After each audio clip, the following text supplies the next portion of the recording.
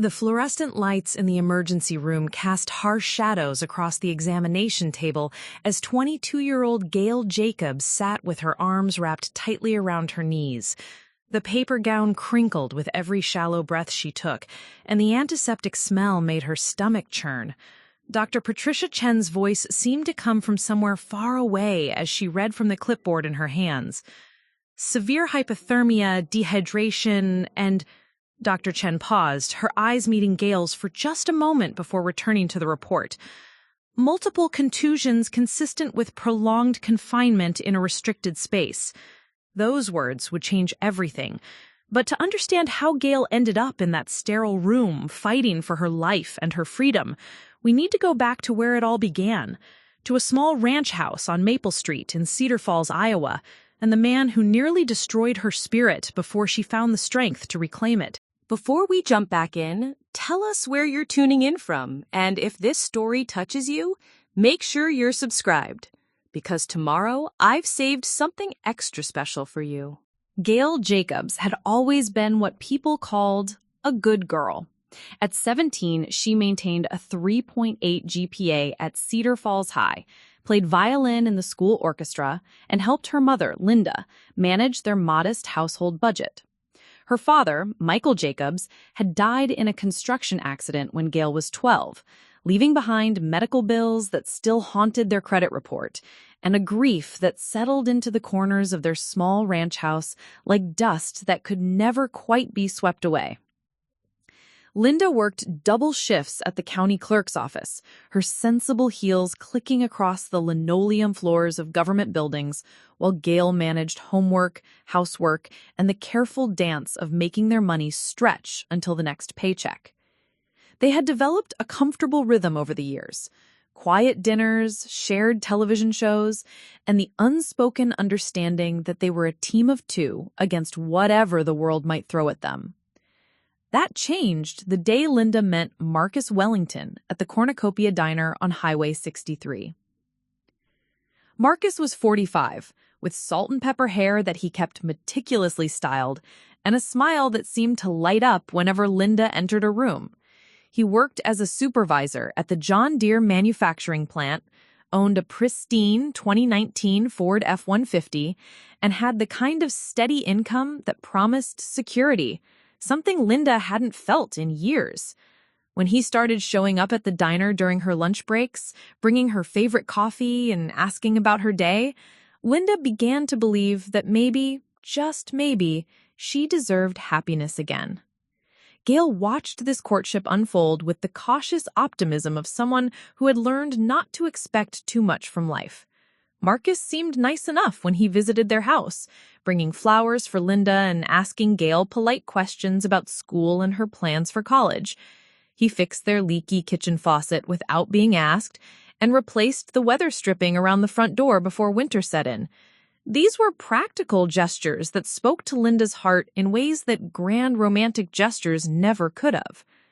"He's stable, Gail," Linda would say as she brushed her hair before their dates, her reflection in the vanity mirror showing a woman who was daring to hope again. "And he cares about both of us. I can see it in how he asks about your violin recitals and remembers the names of your teachers." That there were small things that made Gail uncomfortable, details she couldn't quite articulate without sounding ungrateful or paranoid. The way Marcus's jaw would tighten almost imperceptibly when she forgot to thank him immediately for something he'd done. How his compliments always seemed to carry subtle corrections. "You're so talented on the violin, Gail, though proper posture would really help your performance." Or, "Your mother raised such a smart daughter. Imagine how much sharper you'd be if you spent less time on that phone." When Linda announced their engagement after 8 months of dating, Gail felt a knot form in her stomach she couldn't explain. She wanted to be happy for her mother, truly did, but something about Marcus's too perfect smile during the announcement dinner made her skin crawl. He had chosen the restaurant, a fancy steakhouse in Waterloo, where the prices made Linda nervously finger her purse, and insisted on ordering for all of them. "I know what's best," he said with a laugh that didn't quite reach his eyes when Gail politely mentioned she was a vegetarian. "Trust me, you'll love the salmon. A growing girl needs proper protein."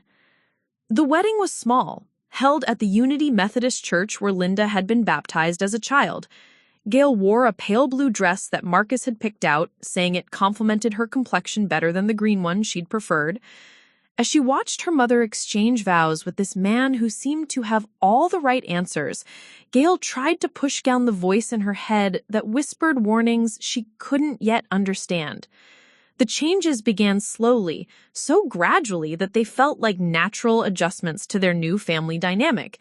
Marcus moved into their house, bringing with him military-precise organization and a schedule that structured their days down to 15-minute increments. Dinner was at 6 exactly, the dishes were washed and put away by 7:15, and television was limited to educational programming or the evening news. "Structure creates success," Marcus would say, as his hand rested possessively on Linda's shoulder as she nodded in agreement. "Your mother and I want what's best for you, Gail. Sometimes that means making difficult decisions about discipline and boundaries." At first, the rules seemed reasonable, even beneficial. Gail's grades improved when Marcus eliminated what he called digital distractions and limited her phone usage to 30 minutes per day. Her violin practice became more focused when he created a soundproof practice space in the basement, away from what he termed household interference. Linda seemed happier than she'd been in years, her face glowing with the contentment of a woman who no longer had to carry the weight of every decision alone. But as senior year began, the structure became a cage with bars that tightened incrementally, so slowly that Gail didn't recognize the trap until it was almost too late to escape. The first real warning sign came in October, during what should have been a routine parent-teacher conference at Cedar Falls High. Gail's English teacher, Mrs. Rodriguez, had requested the meeting to discuss Gail's college application essays, which showed promise but lacked the personal voice that would make them stand out to admissions committees. "Gail is incredibly intelligent and hardworking," Mrs. Rodriguez explained to Linda and Marcus in her cramped classroom, surrounded by posters encouraging students to read beyond your comfort zone and write your truth. "But her essays feel constrained somehow, like she's holding back her authentic self." Marcus leaned forward in the tiny plastic chair, his expression serious and concerned. "Mrs. Rodriguez, I appreciate your feedback, but I think what you're seeing is discipline and focus.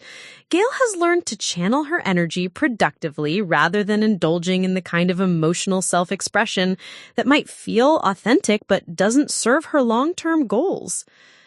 "But authentic voice is exactly what college admissions counselors are looking for," Mrs. Rodriguez pressed gently. "They want to see who Gail really is, not who she thinks they want her to be." "With respect," Marcus replied, his tone remaining perfectly polite while somehow managing to convey complete dismissal, "I think parents know their children better than teachers who see them for 50 minutes a day. Gail's authentic self is someone who values structure, respects authority, and understands that success comes through discipline, not self-indulgence." Gail sat frozen between them, wanting desperately to speak up, to tell Mrs. Rodriguez that her essays felt constrained because Marcus read and edited every single draft, because he had strong opinions about which experiences were appropriate to share and which were private family matters that had no place in college applications. But his hand rested on her shoulder with a pressure that felt both protective and warning, and the words died in her throat. That night, as Gail lay in her bed, listening to the muffled voices of her mother and stepfather discussing her future through the thin walls, she felt something shift inside her chest.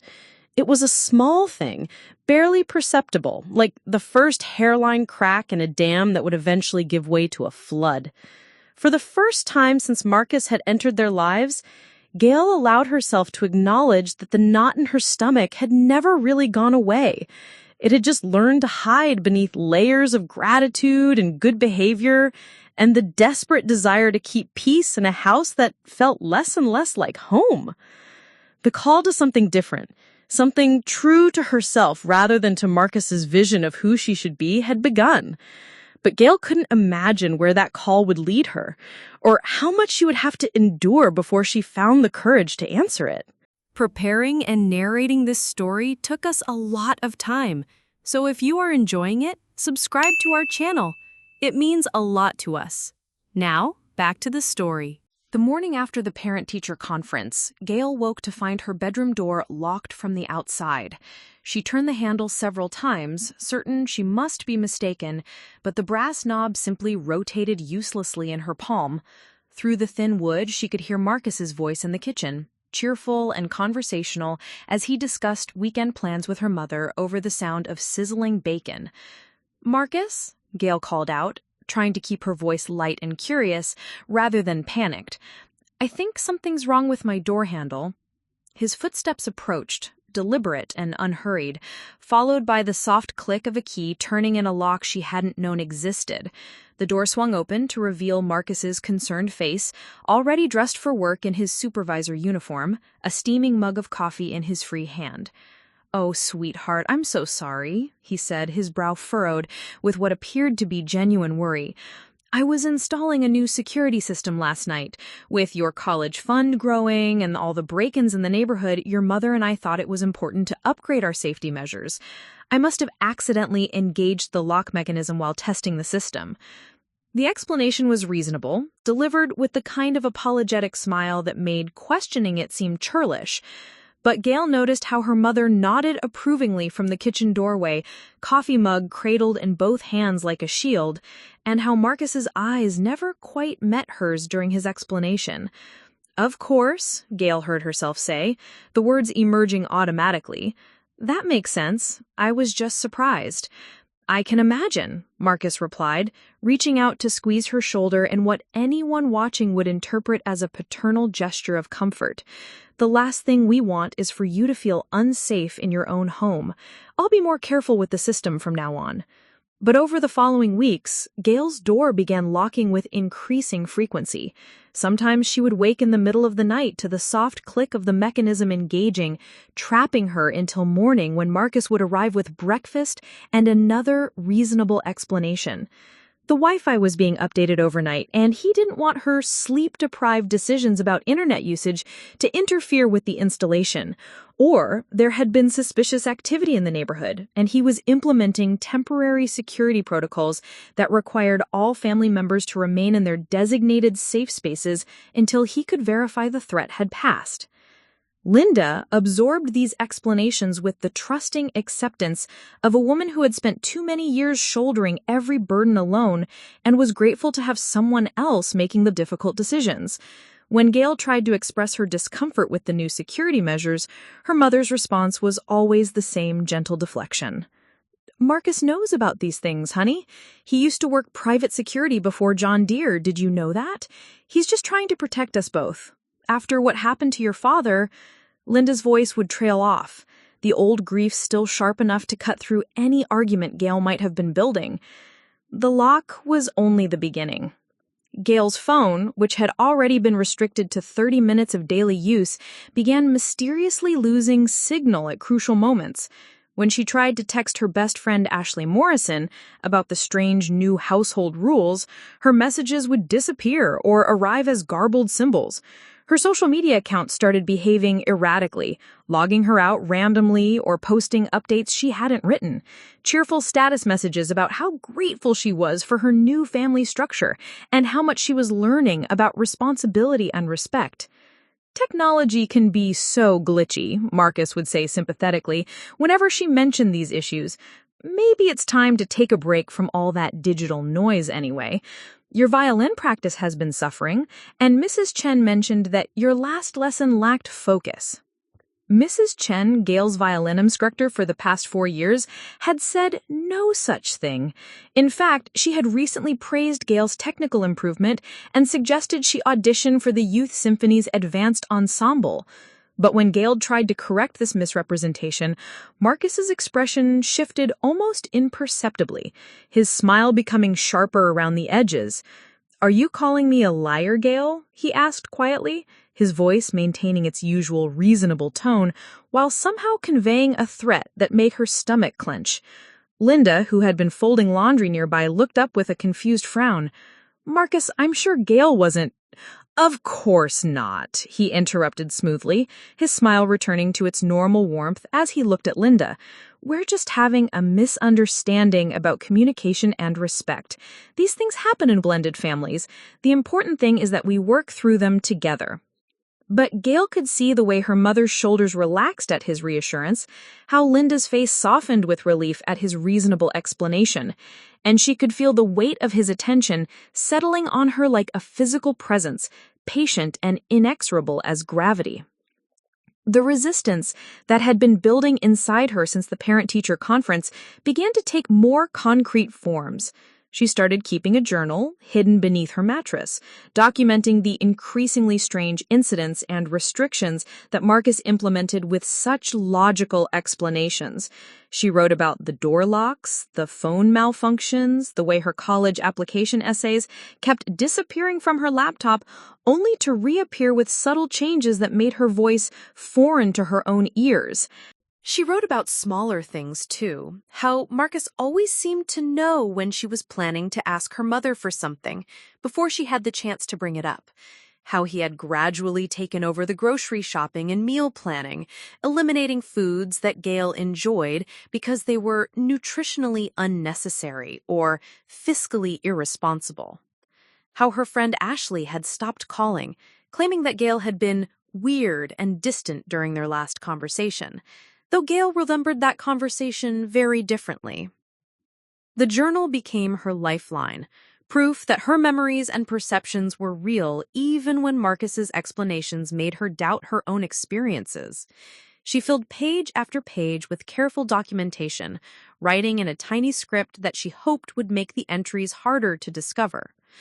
Her hopes were naive. On a cold November evening, as the first snow of the season dusted the windows of their small house, Gail returned from violin practice to find Marcus sitting at her desk, her journal open in his hands. Linda stood behind him, her face pale and stricken, holding several loose pages covered in Gail's careful handwriting. "Sit down, sweetheart," Marcus said gently, his voice carrying the kind of patient disappointment usually reserved for explaining complex concepts to small children. "Your mother and I need to talk with you about some concerning behavior we've discovered." Gail's legs felt unsteady as she lowered herself onto the edge of her bed, her eyes fixed on the journal that contained her most private thoughts and careful observations. The violation felt more intimate than if he had been reading her diary. This wasn't teenage romantic drama or social anxieties, but her attempts to understand and document what she had begun to recognize as systematic psychological manipulation. "These writings," Marcus continued, holding up a page covered with Gail's neat bullet points about door locks and phone restrictions, "show a very troubling pattern of paranoid thinking and disrespect for family authority. Your mother is broken-hearted, Gail. She's been crying for an hour." Linda's eyes were indeed red-rimmed, her usually composed features crumpled with distress. "Honey, why didn't you come to me if you were having these feelings?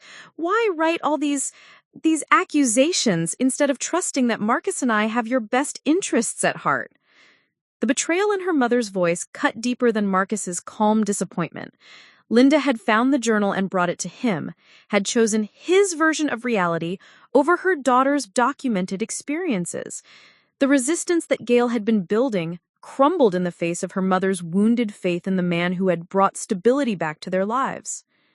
I wasn't trying to be disrespectful," Gail managed, her voice sounding small and uncertain even to her own ears. "I was just trying to understand." "Understand what?" Marcus interrupted, his tone still gentle but with an edge that made Gail's skin prickle.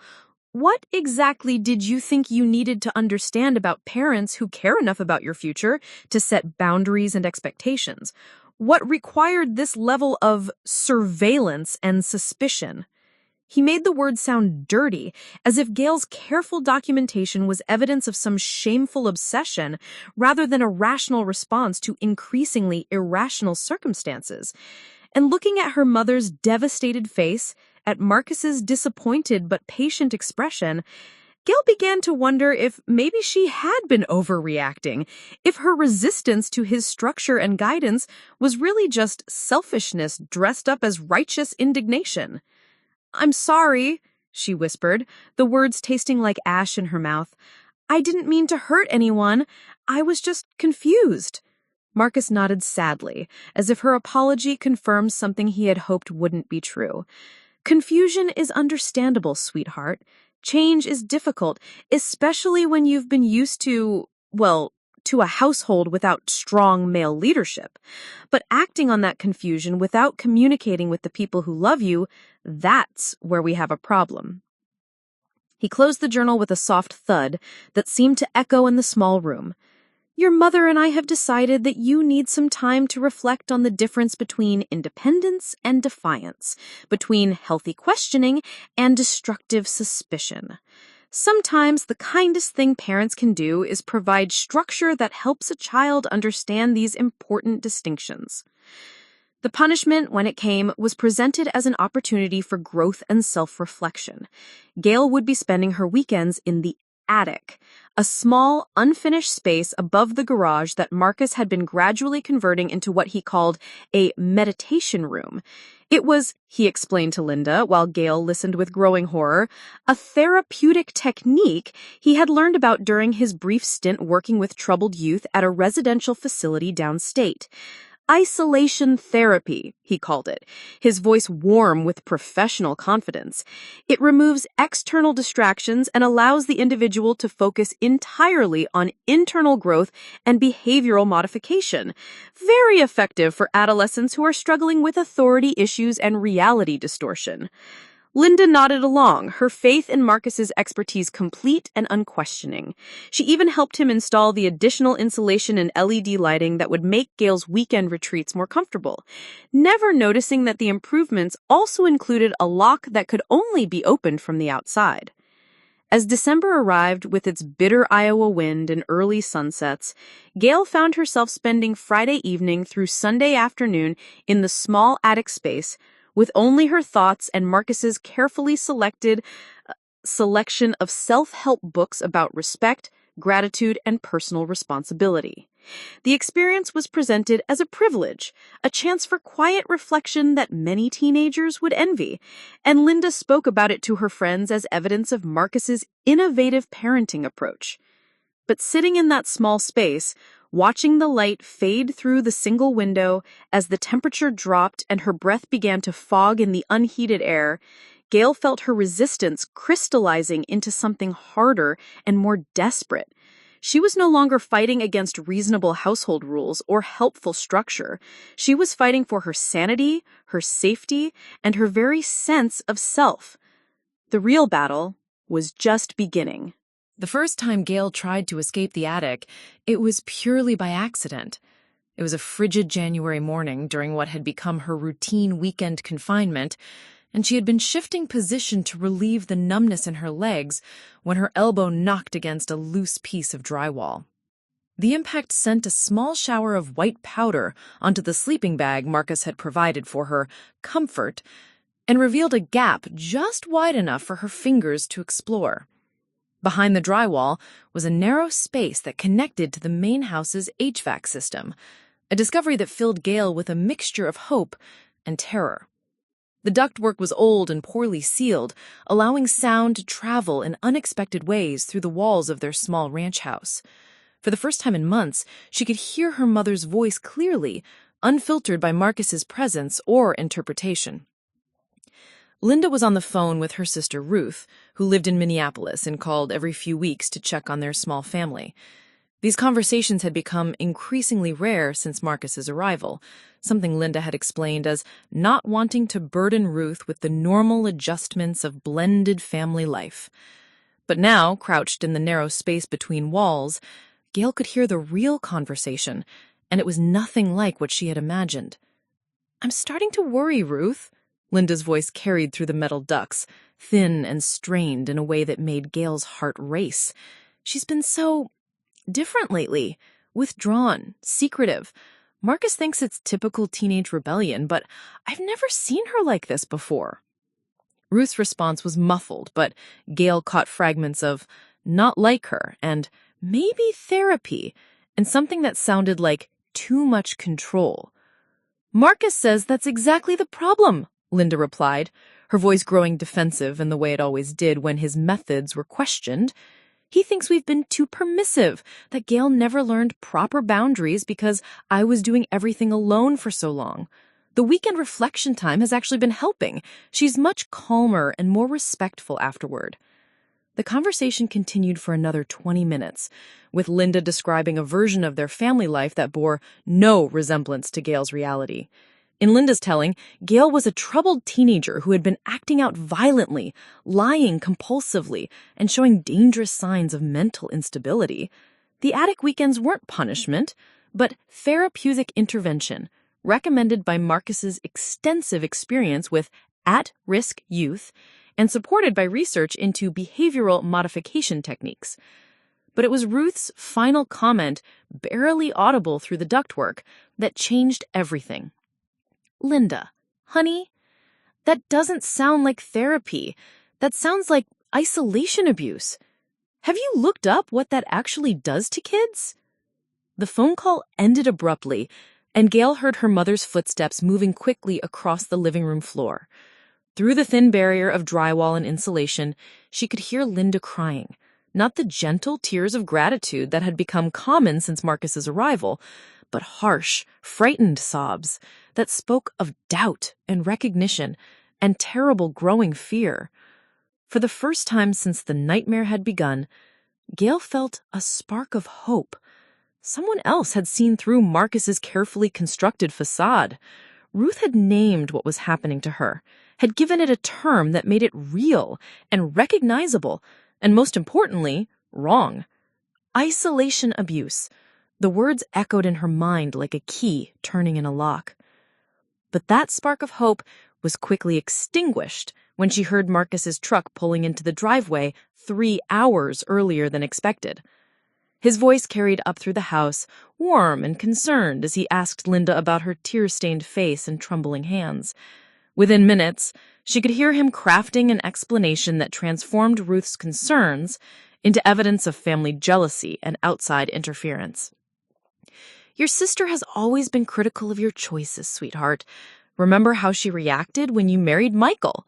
How she tried to convince you that construction work was too dangerous? That you were making a mistake?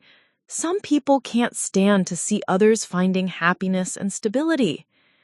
By the time Marcus climbed the narrow stairs to release Gail from her weekend confinement, Linda's doubt had been carefully reshaped into renewed commitment to his methods.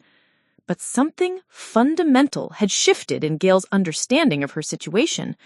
She was no longer fighting against overly strict parenting or struggling to adjust to blended family dynamics. She was surviving systematic psychological abuse, and now she had a name for it. The revelation gave her courage to take her first real step toward freedom, though it was smaller and more desperate than anything that could be called a plan. During the following week, while Marcus was at work and Linda was running errands, Gail used her 30 minutes of daily phone time to research isolation abuse at the Cedar Falls Public Library. The elderly librarian, Mrs. Patterson, had known Gail since elementary school and didn't question her sudden interest in psychology textbooks and legal resources. The information Gail found was both validating and terrifying. Isolation abuse was indeed a recognized form of psychological torture, often used by domestic abusers to break down their victims' sense of reality and independence. The techniques Marcus employed, the gradual restriction of communication, the systematic undermining of outside relationships, the creation of arbitrary rules with severe consequences for violation, were textbook examples of coercive control. More frightening was the research showing that prolonged isolation could cause lasting psychological damage, particularly in developing brains like hers. But the legal information was less encouraging. Emotional and psychological abuse was notoriously difficult to prove, especially when the perpetrator was skilled at maintaining a facade of reasonable parenting. Without physical evidence of harm or witnesses to the abuse, cases rarely resulted in prosecution. And since Marcus had never technically broken any laws, parents had broad authority over their minor children's living conditions and disciplinary measures, Gail's situation fell into a legal gray area that offered little protection. Still, knowledge was power, and for the first time in months, Gail felt like she understood the game being played against her. She began documenting everything again, but this time more carefully, hiding her observations in places Marcus was unlikely to search. She memorized phone numbers of crisis hotlines and support organizations, practiced conversations she might need to have with counselors or social workers, and began paying attention to the subtle patterns in Marcus's behavior that might give her advantages. The most important thing she learned was that abusers like Marcus relied on their victims' isolation and silence. Every form of resistance that had failed, the journal, the attempts to confide in her mother, the small acts of defiance, had failed because she had been fighting alone, within the closed system that Marcus controlled. To escape, she would need allies outside that system, people who could see the situation clearly and provide support that Marcus couldn't manipulate or eliminate. Her first potential ally was Ashley Morrison, her former best friend who had pulled away after their friendship became too complicated to maintain under Marcus's restrictions. Ashley had been Gail's closest confidant since middle school, someone who knew her well enough to recognize that the changes in her behavior weren't normal teenage development. If Gail could find a way to reach her without Marcus's knowledge, Ashley might be willing to help. The opportunity came during a violin lesson with Mrs. Chen, one of the few activities Marcus still allowed because he considered classical music appropriately educational and disciplined. Mrs. Chen taught private lessons in her home studio, a converted garage filled with music stands and motivational posters about the importance of practice and dedication. More importantly, her studio was one of the few places Gail went where Marcus wasn't present, and phones were allowed for the metronome app that many students used. Mrs. Chen, Gail said carefully, during a break between pieces, her hands still positioned on her violin, but her attention focused on the teacher's kind, intelligent face. "Can I ask you something about student resources? For someone who might be having problems at home?" Mrs. Chen set down her pencil and gave Gail her full attention, the same focused concentration she brought to difficult musical passages. At 62, she had taught hundreds of students over the years, and she had developed an instinct for recognizing when a child was struggling with more than technical difficulties. "What kind of problems are you thinking about?" she asked, carefully neutral but encouraging. Gail chose her words carefully, knowing that she might only get one chance to communicate her situation without Marcus finding out about the conversation. Hypothetically, if a student was in a situation where they felt like they weren't safe at home, but they weren't sure if anyone would believe them, what would you recommend? Mrs. Chen was quiet for a long moment, studying Gail's face with the kind of attention she usually reserved for listening to subtle changes in pitch or rhythm. When she spoke, her voice was measured and serious. "Hypothetically, I would tell that student that there are trained professionals whose job it is to listen to young people and help them figure out what resources are available. School counselors, social workers, crisis hotline operators, people who understand that not all dangerous situations look obvious from the outside." She reached into her desk drawer and pulled out a small card with several phone numbers printed on it. "I would also tell that student that sometimes the bravest thing a person can do is ask for help, even when they're not sure exactly what kind of help they need." Gail took the card with trembling fingers, recognizing it as a lifeline, even though she wasn't yet sure how to use it. The numbers included the County Crisis Hotline, a teen support center in Waterloo, and something called the Iowa Coalition Against Domestic Violence. "Mrs. Chen," Gail said quietly, "what if that student was worried that asking for help might make things worse? What if the person causing the problem seemed really good at convincing other adults that the student was the one with the problem. Mrs. Chen's expression grew more serious, and Gail could see recognition dawning in her eyes. Not the full truth, perhaps, but enough to understand that this conversation was about more than hypothetical situations. Then I would tell that student that good people, trained people, know how to tell the difference between a teenager acting out and a teenager in real danger. And I would remind her that she doesn't have to solve this problem all by herself. That's what adults are for, to help young people navigate situations that are too complicated or too scary to handle alone. The violin lesson continued for another 30 minutes, but Gail barely heard the music.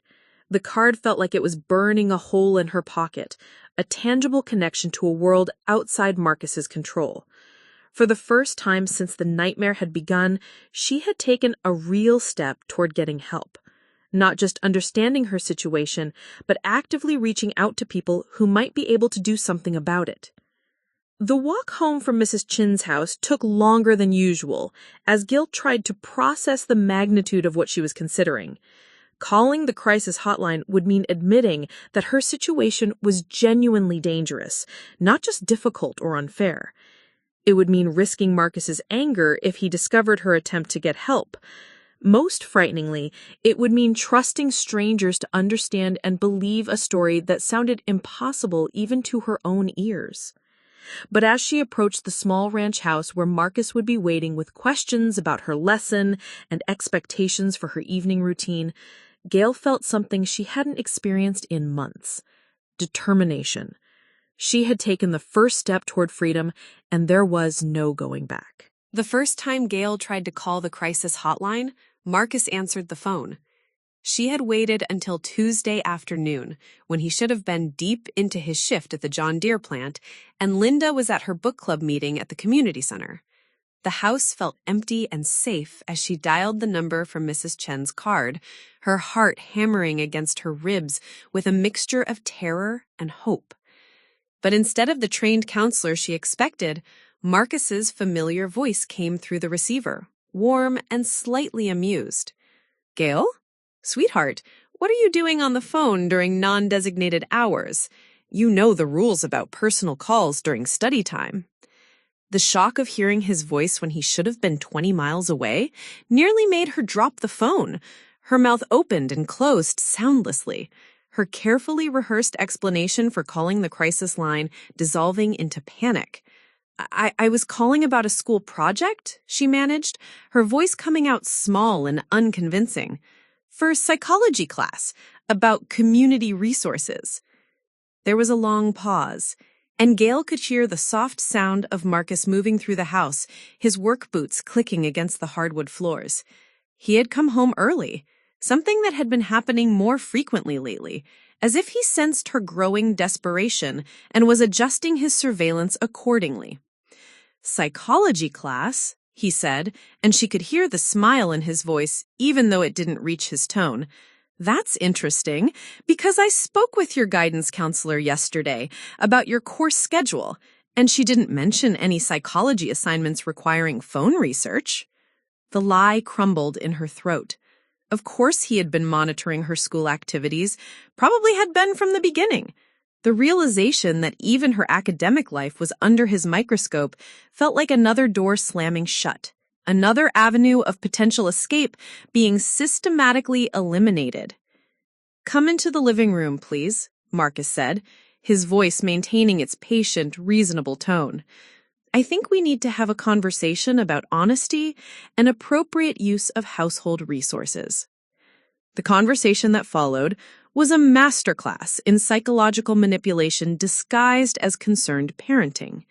Marcus sat across from her in the worn recliner that had become his unofficial throne, the crisis line card between them on the coffee table like evidence in a trial. He had found it in her violin case during what he called a routine safety check of her belongings, a practice that had become standard procedure after the journal incident. "Gail," he said, shaking his head with disappointed sadness, I'm genuinely concerned about this pattern of deceptive behavior. First, the journal filled with paranoid fantasies, now secret phone numbers and lies about school projects. These are serious red flags for someone your age. Linda sat beside him on the couch, her face pale and worried, nodding along as Marcus painted a picture of Gail as a troubled teenager spiraling toward dangerous territory. She had rushed home from book club when he called her, abandoning her friends and her one remaining social outlet to deal with what he described as a family crisis. "Mrs. Chen gave me that card," Gail said, trying to keep her voice steady. "She said it was information about resources for students who might need help." "And what kind of help did you think you needed? Help with what, exactly? A loving family that provides structure and guidance? A safe home with regular meals and educational opportunities? Or help fabricating stories about abuse to get attention from strangers who don't understand our family dynamics?" The word abuse hung in the air between them like an accusation. Gail hadn't used it herself, but Marcus's casual deployment of the term felt like psychological warfare, acknowledging the reality of what was happening while simultaneously dismissing it as her delusion. "I don't think I'm making anything up," Gail said quietly, her voice barely audible above the hum of the heating system. Marcus leaned forward, his expression shifting from disappointment to something that looked almost like pity. "Sweetheart, that's exactly what someone who's losing touch with reality would think. The fact that you can't see how distorted your perceptions have become is actually the most concerning part of this whole situation." He turned to Linda, including her in his analysis like a medical professional consulting with a concerned parent. "This is textbook adolescent dissociative behavior, probably triggered by the stress of college applications and fear of leaving home. The mind creates external threats to avoid dealing with internal anxieties about growing up and taking responsibility." Linda nodded along, her relief at having a clinical explanation for her daughter's behavior clearly visible on her face. "So what do we do? How do we help her?" "More structure," Marcus said firmly. "Clearer boundaries, closer supervision, and therapeutic isolation until she can distinguish between reality and fantasy. I know it seems harsh, but sometimes love requires making difficult decisions about discipline." The difficult decisions began immediately. Gail's remaining freedoms were systematically eliminated under the guise of therapeutic intervention. Her violin lessons were suspended because Mrs. Chen had clearly overstepped professional boundaries by providing inappropriate resources to a minor student. Her school activities were monitored more closely, with Marcus calling her teachers and counselors to discuss her emotional instability and request that they report any concerning behavior directly to him. Most devastatingly, her weekends in the attic were extended to include school holidays and any day when Marcus deemed her attitude insufficient respectful. The small space became less of a punishment and more of a regular living arrangement, with Gail spending increasingly long periods isolated from human contact and normal social interaction. But Marcus's most effective strategy was turning Linda into an active participant in the psychological torture. He began scheduling regular family therapy sessions where he and Linda would discuss Gail's behavior and mental state while she was forced to sit silently and listen to their analysis of her supposed pathology. "Look at how she's sitting," Marcus would observe during these sessions, his voice clinical and detached. "Arms crossed defensively, avoiding eye contact, facial expressions showing classic signs of oppositional defiance. This is exactly the kind of body language we see in adolescents who are constructing elaborate fantasy narratives to avoid taking responsibility for their actions." Linda would nod and take notes in a small spiral notebook, documenting her daughter's behavior with the dedication of a research assistant. She had become convinced that Gail was suffering from some form of mental illness that only Marcus understood, and that her job as a mother was to support his treatment plan regardless of her own instincts or emotions. It's hard, Linda confided to her sister Ruth during one of their increasingly rare phone calls, conversations that Gail could occasionally overhear through the HVAC system when she was confined to the attic. Marcus says I have to be strong and not let my emotions interfere with Gail's treatment. He says that's how we got into the situation in the first place. Too much permissiveness, not enough structure. Ruth's responses were becoming more pointed and concerned, but Linda had learned to deflect her sister's questions with Marcus's explanations and clinical terminology. The outside world was increasingly painted as a source of interference and misunderstanding. People who didn't comprehend the complex therapeutic work being done within their household. The worst part wasn't the isolation itself. Though the cold attic with its single window and concrete floor was becoming genuinely dangerous as winter deepened, the worst part was watching her mother transform from an ally into an active participant in her psychological destruction. Linda had begun speaking about Gail in the third person even when she was present, discussing her symptoms and prognosis with the kind of clinical detachment usually reserved from medical case studies. She seems more stable after the extended isolation periods, Linda would report to Marcus, as if Gail couldn't hear every word. Less argumentative, more compliant. Maybe the treatment is working. But Gail's compliance wasn't healing, it was strategic survival. She had learned that resistance led to longer confinements, that questioning Marcus's methods resulted in more intensive therapy, and that any attempt to reach outside their household for help would be reframed as evidence of her deteriorating mental state. Instead, she began to focus on the one thing Marcus couldn't completely control: her mind. During the long hours in the attic, she practiced memory exercises, reciting facts about her life before Marcus's arrival to maintain her sense of self and reality. She mentally rehearsed conversations she would have with authorities when she finally found a way to escape, polishing her story until it was clear and coherent and impossible to dismiss. Most importantly, she began to study Marcus himself with the same clinical attention he directed toward her. She noticed patterns in his behavior, triggers that made him escalate his control, and weaknesses in his carefully constructed facade that might eventually be exploited. If she was going to survive until she turned 18 and could legally leave home, she needed to understand her captor as well as he thought he understood her. The winter nights in the attic grew longer and colder, but Gail's determination to survive grew stronger. She was learning that sometimes the most important form of resistance wasn't fighting back. It was refusing to let the abuse break her spirit while she planned for the day when she would finally be free to fight back effectively. The early challenges had taught her that escape would require more than just courage or good intentions. It would require strategy, patience, and allies who couldn't be manipulated or eliminated by Marcus's psychological games. Most importantly, she would require her to become someone stronger and more cunning than the frightened 17-year-old who had first recognized that something was terribly wrong in her stepfather's perfectly reasonable explanations.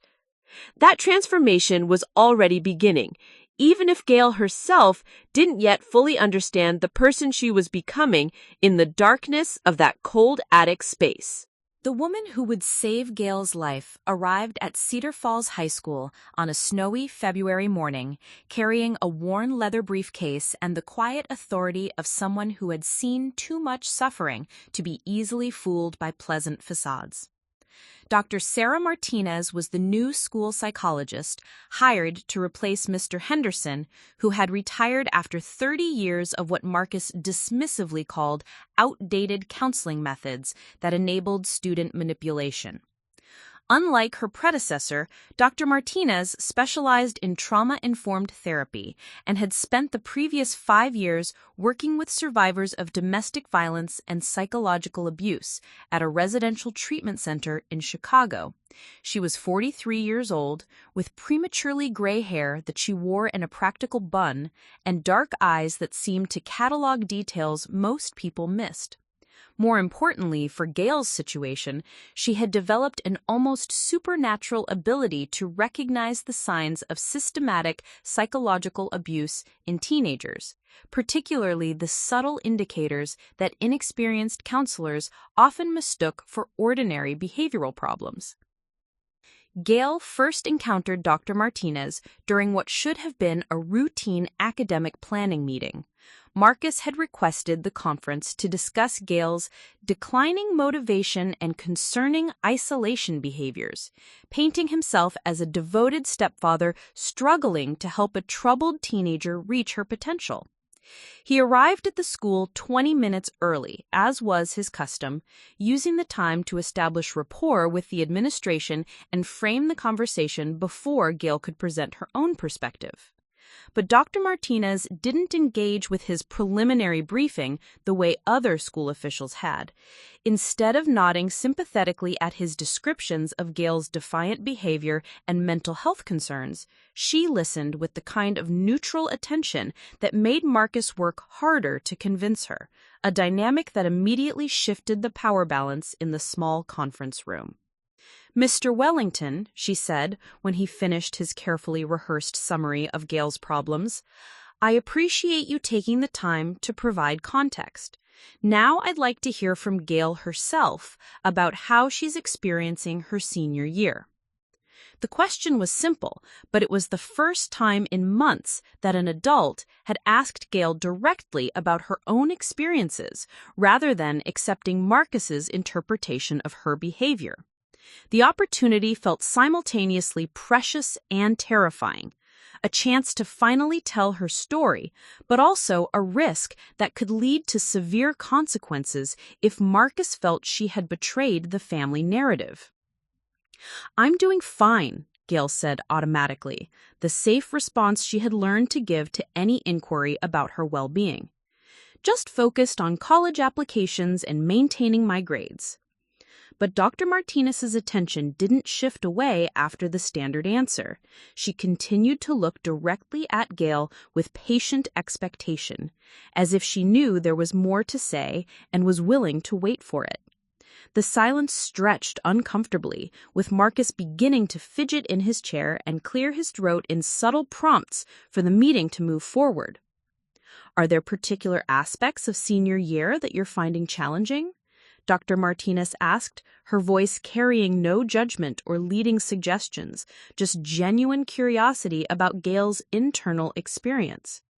The careful neutrality of the question created space for honesty in a way that direct inquiries about home life or family relationships never could have. Gail found herself speaking before she had fully decided what to say. "Sometimes I feel like I'm not sure who I'm supposed to be anymore," she admitted, the words emerging quietly but clearly in the institutional silence of the conference room. Marcus immediately shifted into damage control mode, his voice warm with practiced concern. "This is exactly what we've been dealing with at home, Dr. Martinez. Gail has been struggling with identity issues and reality distortion since the beginning of the school year. We've been working with her on developing more realistic self-perception and—" "Mr. Wellington," Dr. Martinez interrupted gently but firmly, "I'd like to hear Gail finish her thought before we discuss interpretations." The interruption was subtle but revolutionary. For the first time in months, an adult had prioritized Gail's voice over Marcus's explanations. The validation of her right to speak, to be heard without immediate correction or reframing, felt like oxygen after a long period of suffocation. "I guess I'm having trouble trusting my own judgment about things," Gail continued, emboldened by Dr. Martinez's protection of her speaking space. "Like maybe I'm remembering things wrong or seeing problems that aren't really there. It's confusing." Dr. Martinez nodded thoughtfully, making notes in her file that Gail couldn't see, but that seemed to capture something important about the exchange. That kind of confusion about your own perceptions can be very distressing. How long have you been feeling that way? The question was a trap, not the kind Marcus expected. If Gail answered honestly that the confusion had started shortly after Marcus's arrival and had been systematically cultivated through months of gaslighting, she would have been contradicting his narrative about her mental health problems. But if she deflected or gave vague answers, she would be missing what might be her only chance to communicate her reality to someone trained to recognize it. "Since last fall," she said carefully, aware of Marcus's sharp attention, but committed to this fragile opportunity for truth. "Around the time my family structure changed and I started having different expectations placed on me." It was a diplomatic way of describing the beginning of her psychological torture, specific enough to be meaningful, but careful enough to avoid direct accusations. Dr. Martinez's slight nod suggested she understood the significance of the timeline and the careful language Gail was using to communicate within the constraints of Marcus's presence. The meeting continued for another 20 minutes, with Marcus gradually losing control of the narrative as Dr. Martinez asked increasingly specific questions about Gail's academic performance, social relations, and daily routine. Her inquiries revealed inconsistencies in his descriptions of Gail's behavior. How could a student struggling with severe defiance and reality distortion maintain a 3.7 GPA and complete all her assignments on time? Why were her teachers reporting respectful classroom behavior if she was displaying oppositional defiance at home? More significantly, Dr. Martinez's questions began to reveal the extreme nature of the therapeutic interventions Marcus had implemented. When she asked about Gail's extracurricular activities and he mentioned suspending her violin lessons for therapeutic reasons, her eyebrows rose slightly in professional surprise. "That's an unusual therapeutic approach," she observed neutrally. "Music therapy is typically considered beneficial for adolescents experiencing emotional difficulties. What specific concerns led to discontinuing her musical education?" Marcus's explanation that Mrs. Chen had overstepped boundaries by providing inappropriate crisis resources only served to highlight his attempts to isolate Gail from potential sources of support. Dr. Martinez made another note, this one longer and more detailed than the others. The meeting ended with Dr. Martinez scheduling individual sessions with Gail, framed as routine academic counseling, but clearly intended as an opportunity for more private conversation. Marcus attempted to object, suggesting that one-on-one counseling might reinforce Gail's tendency toward fantasy construction, but Dr. Martinez's response was professionally polite and completely inflexible. "Individual counseling is standard practice for college-bound seniors," she said, her tone leaving no room for negotiation. "Gail will need to develop independent decision-making skills and self-advocacy abilities for her transition to higher education. These sessions will focus on building those competencies." That afternoon, Gail found herself in Dr. Martinez's office for the first of what would become weekly Lifeline conversations. The space was different from traditional counseling offices, warmer, more personal, with comfortable chairs arranged to facilitate conversation rather than formal therapy. Bookshelves lined the walls, filled with academic texts on trauma recovery, alongside novels and poetry collections that suggested Dr. Martinez understood healing as both a clinical and deeply human process. "Gail," Dr. Martinez said once they were settled, "I want you to know that everything we discuss in these sessions is confidential unless you're in immediate physical danger. You don't have to worry about me reporting our conversations to your parents or teachers unless you specifically ask me to share something." The promise of confidentiality was like a door opening in a room Gail had thought was permanently sealed. For the first time in months, she was in a space where she could speak without calculating the consequences of every word, where her thoughts and experiences belonged to her rather than being subject to Marcus's interpretation and reframing. But even with that protection, the habit of caution was too deeply ingrained for her to immediately trust the opportunity. Instead, she began carefully, testing the boundaries of this new relationship with small admissions and observations, watching Dr. Martinez's responses for signs of judgment or disbelief. Sometimes I feel like I'm living in two different realities, Gail said during their second session, her voice barely above a whisper. Like there's the version of my life that other people see and describe, and then there's what it feels like to be living it, and they don't match up at all. Dr. Martinez leaned forward slightly, her attention completely focused on Gail's words.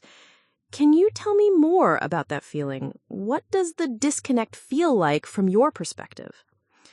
Over the following weeks, Dr. Martinez became the mentor Gail hadn't known she desperately needed. She introduced concepts and vocabulary that helped Gail understand her experiences. Terms like gaslighting, coercive control, and psychological manipulation that gave names to the techniques Marcus had been using against her. More importantly, she validated Gail's perceptions and memories, helping her rebuild trust in her own judgment and reality. Your confusion about your perceptions isn't a sign of mental illness, Dr. Martinez explained during one of their sessions. It's actually a normal response to systematic psychological manipulation. When someone consistently tells you that your reality isn't real, that your memories are wrong, that your emotions are inappropriate, your mind starts to doubt itself as a survival mechanism. The education was both liberating and terrifying. Learning that her experiences had names, that other people had survived similar situations, and that her responses were normal rather than pathological, all of this helped Gail reclaim her sense of self and sanity. But it also made clear the severity of her situation and the real danger she faced if Marcus discovered her growing awareness and determination to escape. Dr. Martinez became more than just a counselor. She became Gail's guide through the complex process of recognizing abuse, documenting evidence, and planning for safety. She taught Gail how to protect herself psychologically while still appearing compliant, how to maintain hope while preparing for a long and difficult journey toward freedom. Most importantly, she helped Gail understand that she wasn't crazy, wasn't weak, and wasn't responsible for the psychological torture being inflicted on her. For the first time in months, Gail began to remember who she had been before Marcus's arrival and to imagine who she might become once she was finally free. The crisis that nearly broke Gail's spirit began with something as simple as a college acceptance letter. Northwestern University's thick envelope arrived on a Thursday in early March, addressed to Gail Jacobs in the distinctive purple and white branding that represented everything she had once dreamed of achieving. The acceptance letter inside offered not just admission to their prestigious journalism program, but a partial scholarship that would make her education financially possible, a pathway to independence that she had worked toward for years. She held the letter in trembling hands, reading the congratulatory words 3 times before the reality penetrated through the fog of her daily survival. Despite everything Marcus had done to undermine her academic performance and college preparation, despite months of psychological torture designed to make her doubt her own capabilities, she had succeeded. Someone outside of Cedar Falls believed in her potential enough to offer her a future. For exactly 47 minutes, Gail allowed herself to hope. She was still clutching the acceptance letter when Marcus's truck pulled into the driveway, its engine cutting off with the mechanical finality that had come to signal the end of any brief moments of peace in her life. Through the kitchen window, she watched him gather his work materials with the efficient movements of someone who had already planned the afternoon's activities, and she realized with growing dread that she would have to tell him about Northwestern. Hiding the letter wasn't an option. Marcus opened all mail addressed to family members as part of what he called household security protocols. Delaying the revelation would only make the eventual consequences more severe, as he had made clear during previous incidents when she had tried to conceal information from him. "Good news," she said when he entered the kitchen, her voice artificially bright as she held up the acceptance letter. "Northwestern said yes, and they offered a scholarship." Marcus set down his lunchbox and took the letter from her hands, his expression neutral as he read through the details. The silence stretched between them, punctuated only by the steady tick of the kitchen clock and the distant hum of the refrigerator. When he finally looked up, his face showed the kind of patient disappointment that Gail had learned to fear more than outright anger. "Sweetheart, he said, his voice carrying the gentle tone he used when delivering devastating news. "I'm afraid this isn't the kind of opportunity it appears to be." He moved to the kitchen table and gestured for her to sit across from him, positioning the acceptance letter between them like evidence in a case she didn't yet understand she was losing. "Northwestern is a very expensive school, even with this partial scholarship," he began, his finger tracing the financial details outlined in the acceptance package. "But cost isn't the real issue here. The real issue is whether you're emotionally and psychologically ready for the kind of independence that college requires." Gail felt her stomach begin to twist into the familiar knot that had become her body's automatic response to Marcus's reasonable-sounding explanations. "What do you mean?" "Think about what we've been dealing with this year," he said, his voice warm with what sounded like genuine concern. "The reality distortion, the paranoid thinking, the difficulty maintaining appropriate relationships with authority figures. These aren't problems that just disappear when you change your zip code." He pulled out his phone and opened what appeared to be a notes app, scrolling through what looked like months of documented observations about her behavior and mental state. "Dr. Martinez has been very helpful in identifying some of your psychological patterns, but even she agrees that you're not ready for the kind of unstructured environment that college provides." The mention of Dr. Martinez sent a chill through Gail that had nothing to do with the March weather outside. Her confidential counseling sessions, the safe space where she had begun to reclaim her sense of reality and self-worth, had somehow been compromised. Marcus had found a way to access or manipulate even that relationship. "Dr. Martinez didn't say that," Gail said quietly, though doubt was already creeping into her voice. "She's been helping me prepare for college, not discouraging it." Marcus's expression shifted to one of gentle pity, as if her contradiction only proved his point about her disconnection from reality. "Sweetheart, Dr. Martinez called me yesterday to discuss her concerns about your readiness for independent living. She specifically mentioned your tendency to misinterpret therapeutic conversations and construct narratives that support what you want to believe rather than what's actually being communicated." The lie was so smoothly delivered, so consistent with the gaslighting techniques he had perfected over months of psychological manipulation, that Gail found herself questioning her own memories of the counseling sessions. Had Dr. Martinez really been as supportive as she remembered? Had their conversations about college preparation actually been subtle attempts to assess her psychological stability? "She recommended that we consider a gap year," Marcus continued, his voice now carrying the authority of professional medical advice. "Possibly some intensive therapy, maybe a structured residential program where you can work on the underlying issues that have been affecting your judgment and decision-making." The Northwestern acceptance letters suddenly felt like a trap rather than an opportunity, a test that had revealed her fundamental unsuitability for normal adult life. Marcus's interpretation of her situation was beginning to feel more credible than her own memories and experiences, the way it always did when he applied his systematic psychological pressure to her fragile sense of reality. That evening, Linda joined the conversation about Gail's college plans, armed with her own research about the dangers of sending emotionally unstable teenagers to competitive academic environments. She had spent the afternoon reading articles that Marcus had provided about college mental health crises, suicide rates among high-achieving students, and the particular vulnerabilities of young people with histories of reality distortion disorders. "I just want what's best for you, honey," Linda said, her eyes red with tears that seemed genuine in their concern and confusion. "Marcus has helped me understand that sometimes the most loving thing parents can do is protect their children from opportunities they're not ready to handle." The conversation continued for hours, with Marcus and Linda systematically dismantling every argument Gail could make for attending Northwestern. The scholarship wasn't sufficient to cover all expenses, meaning they would need to take on debt that could burden the family for decades. The academic pressure would likely trigger more severe psychological episodes, potentially leading to hospitalization or worse. The distance from home would eliminate the family support system that had been helping her maintain stability. By the end of the evening, Gail found herself agreeing to decline the Northwestern acceptance. Not because she wanted to, but because every alternative had been made to seem impossible, dangerous, or selfish. Marcus's ability to present devastating decisions as collaborative choices, to make psychological coercion feel like family consensus, had reached a level of sophistication that left her feeling complicit in her own imprisonment.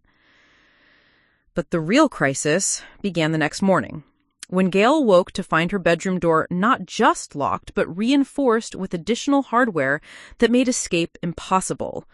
The single window had been secured with bars that Marcus explained as necessary safety measures for someone experiencing suicidal ideation related to college disappointment and reality adjustment difficulties. The attic, which had been her weekend prison, was no longer sufficient containment for someone who had demonstrated the dangerous unpredictability of trying to pursue independence against medical advice. Her new living space was the basement storage room, a windowless concrete cell that Marcus had converted into what he called a therapeutic stabilization environment. The transformation was presented to Linda as a temporary medical necessity, supported by fabricated documentation from Dr. Martinez recommending immediate residential-style intervention for Gail's deteriorating psychological condition. Linda, overwhelmed by the complexity of mental health terminology and terrified by Marcus's warnings about the dangers of untreated adolescent psychological disorders, gave her full support to the new arrangement. For the first time since the nightmare had begun, Gail was completely cut off from any contact with the outside world. No school attendance, no counseling sessions, no brief moments of sunlight or human interaction beyond Marcus's daily wellness checks, and Linda's tearful visits to deliver meals and medication that Marcus claimed had been prescribed for her dissociative episodes. The medication was the worst part. Small white pills that Marcus said would help stabilize her mood and reduce the paranoid thinking that had been causing her distress. Within days of beginning the regimen, Gail found her thoughts becoming sluggish and disconnected, her ability to maintain hope or plan for escape diminished by a fog of chemical compliance that made resistance feel impossibly difficult. Days blurred into weeks in the basement darkness, with Gail's sense of time and reality becoming increasingly compromised by isolation, medication, and the systematic removal of everything that had once anchored her identity. She lost track of whether it was March or April, whether she had been in the basement for days or months, whether the world outside Marcus's control still existed at all. The lowest point came when she found herself genuinely wondering if Marcus might be right about her mental illness, if the Northwestern acceptance letter had been a delusion, if the abuse she remembered might have been paranoid fantasy constructed by a mind that couldn't handle the normal stresses of growing up. The doubt felt like drowning from the inside, like losing the last solid ground beneath her feet. But even in the deepest darkness of that concrete cell, even with her mind clouded by unwanted medication and her body weakened by poor nutrition and lack of exercise, some small core of Gail's original self refused to completely surrender. She began to scratch marks into the concrete wall with a loose nail she found in the corner, not to track days, but to remind herself that she was real, that her experiences mattered, that resistance was still possible even when it seemed pointless. Those scratches in the basement wall became her lifeline to sanity, proof that she existed independently of Marcus's definitions and interpretations. Each mark was an act of defiance, a declaration that no matter how convincing his psychological manipulation became, she would continue to exist as herself rather than as his creation. The deep struggle had nearly destroyed her, but it had also revealed something unbreakable at her core, a determination to survive that even the most sophisticated psychological torture couldn't completely eliminate. The sound that saved Gail's life was her mother crying, not the gentle, worried tears that had become Linda's standard response to Marcus's reports about Gail's deteriorating condition, but harsh, desperate sobs that echoed through the basement ceiling at 3 o'clock on a Tuesday morning in late April. Through the thin floor above her concrete prison, Gail could hear her mother's voice breaking apart as she spoke to someone on the phone, words fragmented by grief but clear enough to piece together a conversation that would change everything. "Ruth, I think I've made a terrible mistake." Linda's voice carried through the darkness, raw with a desperation that penetrated even Gail's medication-induced fog. "She's been down there for 6 weeks, and she doesn't look like my daughter anymore. She doesn't even look human." The admission hit Gail like a physical shock, cutting through the chemical haze that had been clouding her thoughts for weeks. 6 weeks. She had lost track of time so completely that what felt like months of imprisonment had actually been a month and a half of systematic psychological destruction. But more important than the timeline was the realization that her mother was finally seeing her situation clearly. I know, Linda continued, her voice shaking with the effort of speaking through her tears. "Marcus keeps saying it's necessary, that it's therapeutic. But Ruth, when I brought her dinner tonight, she didn't even react when I walked in. She just stared at the wall, like she couldn't see me, like she wasn't even there anymore." Gail pressed her ear to the floor, straining to catch every word of this conversation that felt like the first honest assessment of her situation in months. Her mother's voice was different. Not the confident partner in Marcus's therapeutic interventions, but a frightened woman who was beginning to recognize that she had become complicit in destroying her own daughter. "No, he doesn't hit her," Linda said, responding to something Ruth had asked. "But Ruth, I'm starting to think that doesn't matter.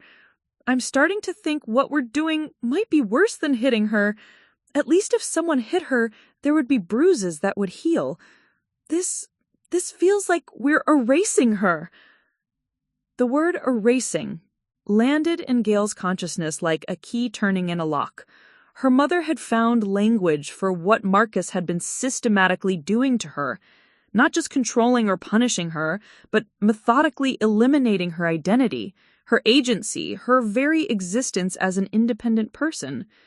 The recognition in Linda's voice suggested that she was finally seeing the true nature of what had been happening in their house for over a year. But the conversation took an even more significant turn when Linda began describing specific incidents that revealed how completely Marcus had manipulated both of them. "Ruth, he told me Dr. Martinez recommended the basement confinement," Linda said, her voice growing stronger with each revelation. "But when I called the school today to check on Gail's academic status, they said Dr. Martinez has been trying to reach our family for weeks. She's been filing reports with the administration about Gail's unexplained absences." The truth began tumbling out in Linda's tear-choked voice. Dr. Martinez had never recommended against college attendance. The school had no record of any psychological evaluation suggesting Gail was unsuitable for higher education. The medication Marcus claimed had been prescribed by a psychiatrist had actually been purchased online without any medical supervision. Even the residential treatment programs he had researched for Gail were facilities designed for severely mentally ill adults, not therapeutic interventions for teenagers experiencing adjustment difficulties. "I've been such a fool," Linda whispered into the phone. "I was so grateful to have someone take charge, so tired of making all the decisions alone, that I let him convince me my own daughter was crazy, rather than trusting what I could see with my own eyes." The conversation continued for another hour, with Ruth apparently providing both emotional support and practical advice about how to safely extract Gail from her current situation. Gail learned that her aunt had been researching psychological abuse for weeks, consulting with domestic violence experts and child protection agencies about the best ways to intervene when a family member was being systematically isolated and psychologically tortured. But the most important moment came when Linda finally asked the question that would determine Gail's future. "Ruth, what do I do if he won't let her go? What if trying to get her out makes him do something worse?" The answer, muffled but audible through the floor, seemed to involve law enforcement, emergency services, and the kind of dramatic intervention that Linda had been avoiding out of fear and denial. By the time the phone call ended, Gail could hear her mother moving through the house with the purposeful energy of someone who had finally decided to act rather than simply react to circumstances.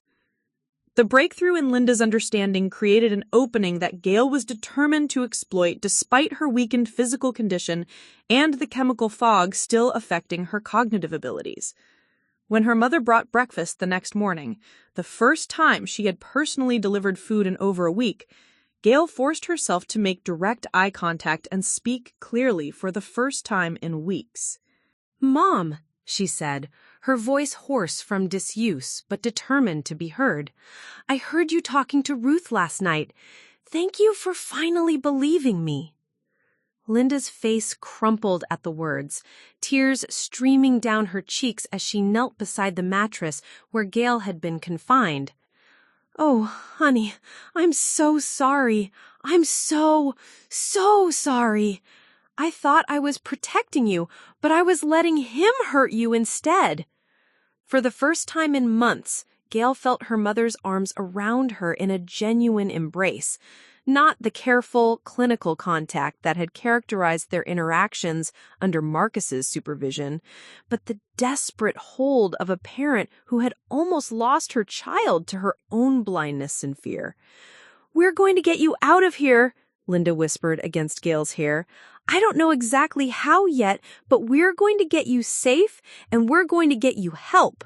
Real help, not Marcus's version of help." But Linda's newfound awareness created its own dangers. Marcus had built his control system on her absolute trust in his judgment and expertise, and any sign that she was questioning his methods would likely escalate in his tactics. They would need to be strategic about planning Gail's escape, careful not to alert him to their changing understanding of the situation until they were ready to act decisively. Over the following days, Linda began secretly documenting the conditions of Gail's confinement with her phone camera, taking pictures of the basement cell, the medication bottles, and Gail's deteriorated physical condition. She researched the legal requirements for involuntary psychiatric holds and discovered that Marcus had been operating without any legitimate medical authority, essentially imprisoning and drugging her daughter based on his own invented diagnoses and treatments. More importantly, she reconnected with Dr. Martinez, learning that the school psychologist had been filing reports with Child Protective Services about Gail's suspicious absence and had been trying to conduct a welfare check for over a month. Marcus had been intercepting these attempts at intervention, claiming that Gail was receiving intensive private treatment and didn't need school-based support services. The plan that emerged from these conversations was both simple and terrifying. Linda would wait until Marcus left for work on Friday morning, then call 911 to report a medical emergency requiring immediate intervention. The responding paramedics and police would document Gail's condition and the circumstances of her confinement, creating an official record that would make it impossible for Marcus to continue his psychological torture under the guise of therapeutic intervention. But the most significant breakthrough wasn't logistical, it was psychological. For the first time since the nightmare had begun, Gail felt the return of something she had almost forgotten existed, hope rooted in reality rather than desperate fantasy. Her mother's recognition of the truth, her commitment to action despite the personal costs, and her willingness to risk Marcus's anger to protect her daughter represented a fundamental shift in the power dynamics that had been destroying their family. The breakthrough had begun with Linda's recognition of the truth, but it culminated in Gail's own realization that she had survived the worst Marcus could inflict without losing the essential core of who she was. The scratches on the basement wall, the memories she had protected despite chemical interference, the stubborn refusal to accept his definitions of her reality, all of these small acts of resistance had preserved something unbreakable that could now serve as the foundation for rebuilding her life. As she lay in the darkness of that basement room, listening to her mother make phone calls and preparations for their escape, Gail felt something she hadn't experienced in over a year.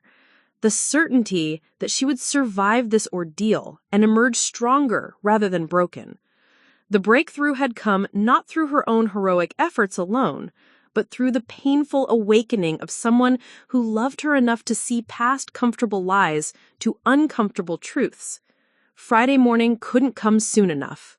The sirens arrived at 9:47 a.m. on Friday morning, cutting through the suburban quiet of Maple Street like a declaration of war against the carefully maintained facade that had hidden months of systematic torture. Linda had waited exactly 12 minutes after Marcus's truck disappeared around the corner before dialing 911, her voice steady despite the trembling in her hands, as she spoke the words that would finally bring her daughter's nightmare to an end. "This is Linda Jacobs at 1247 Maple Street. I need police and paramedics immediately. My husband has been holding my daughter prisoner in our basement for 6 weeks, and I think she's been drugged. She needs medical attention right away." The dispatcher's questions came rapidly, but Linda was prepared with answers that painted a clear picture of child abuse disguised as mental health treatment. She had spent the previous 3 days rehearsing this conversation with Ruth and Dr. Martinez, making sure she could communicate the urgency of Gail's situation without the euphemisms and therapeutic language that Marcus had taught her to use. When the first responders arrived, they found Linda waiting on the front porch with a manila folder containing 6 weeks' worth of photographic evidence, medication bottles, and handwritten documentation of Marcus's systematic psychological abuse. She led them directly to the basement, where they discovered Gail in conditions that would later be described in police reports as consistent with unlawful imprisonment and child endangerment. Paramedic Jessica Walsh, who had responded to hundreds of domestic violence calls during her 8-year career, would later testify that she had never seen a case of psychological abuse that had caused such severe physical deterioration in such a short period. Gail was dehydrated, malnourished, and showing signs of medication toxicity from the unprescribed psychiatric drugs Marcus had been forcing her to take. But more disturbing than her physical condition was her psychological state. When the paramedics first approached her, Gail didn't respond to their voices or react to the sudden presence of strangers in her confined space. It took several minutes of gentle coaxing before she would make eye contact, and even longer before she would speak above a whisper. "Are you real?" were the first words she spoke to the paramedics, her voice carrying the confusion of someone who had been systematically trained to doubt the evidence of her own senses. Or is this another one of his tests? The question broke Jessica Walsh's professional composure, and she found herself kneeling beside Gail's mattress with tears in her eyes as she explained that this wasn't a test, wasn't a trick, wasn't another layer of Marcus's psychological manipulation. This was rescue, finally and completely real. The ambulance ride to Mercy General Hospital became the first step in Gail's journey back to herself. As the medication began to clear from her system and the reality of her freedom started to penetrate the fog of trauma, she began to remember who she had been before Marcus's arrival. The ambitious student, the talented musician, the young woman with dreams that extended far beyond the borders of Cedar Falls, Iowa. Dr. Patricia Chen, the emergency room physician who had appeared in Gail's introductory vision, was waiting when the ambulance arrived. Her examination revealed the full extent of Marcus's systematic abuse. Severe hypothermia from extended exposure to the unheated basement, dehydration that had damaged her kidneys, and multiple contusions from the concrete floor where she had been forced to sleep for weeks. But the most significant finding was the blood work that revealed dangerous levels of psychiatric medications that had never been legally prescribed. Marcus had been essentially conducting uncontrolled medical experiments on her, using powerful psychotropic drugs to chemically subdue her resistance and compromise her cognitive abilities. "This isn't just abuse," Dr. Chen told the police officers who had accompanied Gail to the hospital. "This is torture, systematic, calculated torture designed to break down her psychological defenses and eliminate her capacity for independent thought. The medical documentation provided the concrete evidence that authorities needed to move beyond family services intervention to criminal prosecution. Within 6 hours of Gail's rescue, Marcus Wellington was arrested at his workplace on charges of child endangerment, unlawful imprisonment, administering controlled substances without a license, and aggravated psychological abuse, a relatively new criminal classification that Iowa had enacted specifically to address cases like Gail's. The arrest sent shockwaves through the Cedar Falls community, where Marcus had been regarded as an exemplary stepfather and community member. His coworkers at John Deere, his neighbors on Maple Street, and even some of Linda's friends struggled to reconcile the image of the helpful, responsible man they knew with the monster described in police reports and local news coverage.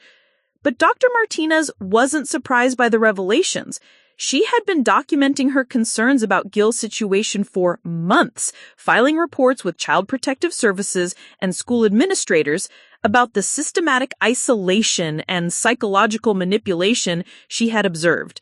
When the news of Marcus's arrest broke, she immediately volunteered to serve as an expert witness in his prosecution, bringing her specialized knowledge of psychological abuse to help the legal system understand the sophisticated nature of his crimes.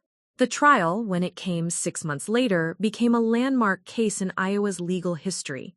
Prosecutor Amanda Richardson built her case around the concept of psychological torture, using medical evidence, expert testimony, and Gail's own powerful account of her ordeal to demonstrate that Marcus's abuse had been every bit as destructive as physical violence, arguably more so because it had been designed to make her complicit in her own destruction.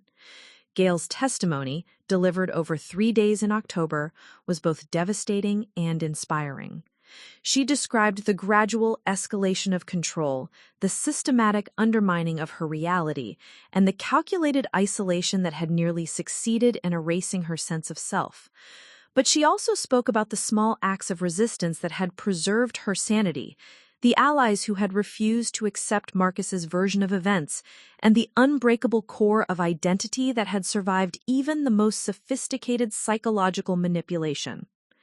"He didn't just want to control my behavior," Gail told the jury, her voice steady and clear despite the difficulty of recounting her ordeal. "He wanted to control my thoughts, my memories, my understanding of who I was and what I was worth. He wanted to turn me into someone who would participate in my own imprisonment, who would thank him for destroying me." The defense team, led by attorney Robert Hayes, attempted to portray Marcus as a well-intentioned stepfather whose disciplinary methods had been extreme but motivated by genuine concern for Gail's welfare. They argued that his actions, while misguided, had been intended to help her overcome legitimate psychological problems that had been documented by school officials and family members. But the prosecution's expert witnesses systematically dismantled this narrative. Dr. Martinez testified about the fabricated medical reports and the manipulation of therapeutic language to justify abuse. Dr. Chen provided detailed medical evidence showing that Gail's physical and psychological symptoms were consistent with torture, not mental illness. Most damaging of all, digital forensics experts revealed that Marcus had been systematically researching psychological manipulation techniques online, downloading guides to coercive control, and studying methods used by military interrogators to break down prisoners' resistance. The jury deliberated for less than 4 hours before returning guilty verdicts on all charges. Marcus Wellington was sentenced to 12 years in prison, the maximum penalty allowed under Iowa law for his crimes. The judge, in delivering the sentence, described the case as one of the most calculated and systematic examples of psychological abuse she had encountered in 23 years on the bench. But for Gail, the real victory wasn't Marcus's imprisonment, it was her own transformation from victim to survivor to advocate. During the months between her rescue and the trial, she had worked with trauma therapists to process her experiences and reclaim her sense of self. She had reconnected with friends like Ashley Morrison, who had never stopped caring but hadn't known how to help when Marcus controlled every aspect of her social interactions. Most importantly, she had reclaimed her academic ambitions. Northwestern University, learning about her situation through news coverage of the trial, had held her acceptance and scholarship for a full year, understanding that her absence from school hadn't been a choice, but a consequence of systematic abuse. In August, just before her 19th birthday, Gail packed her belongings and left Cedar Falls for Chicago, ready to begin the education that Marcus had tried to steal from her. The last conversation she had with her mother before leaving for college took place in the kitchen where Marcus had once held court, explaining away every red flag and justified every escalation of control. But now that space belonged to them again, filled with the possibility of healing and the promise of a future built on truth rather than manipulation. "I'm sorry I didn't see it sooner," Linda said, her voice still carrying the weight of guilt that would probably never completely disappear. "I'm sorry I let him convince me that loving you meant letting him hurt you." Gail took her mother's hands, no longer the pale, trembling appendages they had become during Marcus's reign of terror, but strong and steady, with the confidence of someone who had reclaimed agency over her own life. "I'm going to remember you saved me when it mattered most," Gail replied. As Gail drove away from Cedar Falls that August morning, heading toward Northwestern and the journalism career that would eventually make her a nationally recognized advocate for survivors of psychological abuse, she carried with her more than just painful memories and hard-won wisdom. She carried proof that even the most sophisticated psychological manipulation could be overcome, that isolated victims could find allies, that truth could triumph over carefully constructed lies, and that the human spirit, however battered, retained an unbreakable core that could serve as the foundation for rebuilding a life. The hospital report that had begun this story, documenting severe hypothermia, dehydration, and evidence of prolonged confinement, became Exhibit A in a criminal case that sent Marcus Wellington to prison and established legal precedents for prosecuting psychological abuse. But more than that, it became the starting point for Gail Jacobs' journey from victim to survivor to advocate. She would spend her life ensuring that other young people trapped in similar nightmares would know they weren't alone, weren't crazy, and weren't without hope.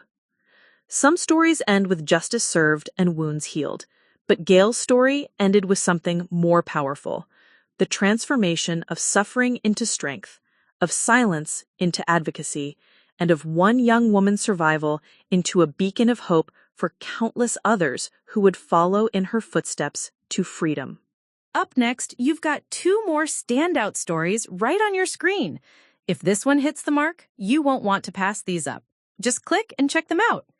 And don't forget to like, subscribe, and turn on the notification bell so you don't miss any upload from us.